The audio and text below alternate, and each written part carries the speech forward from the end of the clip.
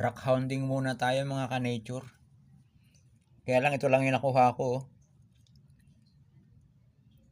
Ito parang anong klaseng bato to? Itim.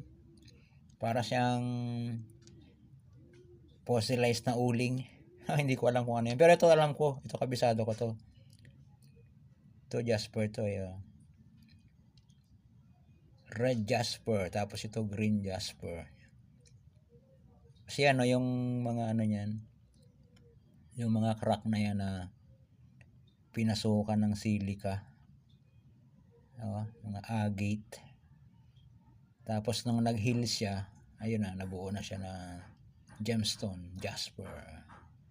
Yun lang ang alam ko.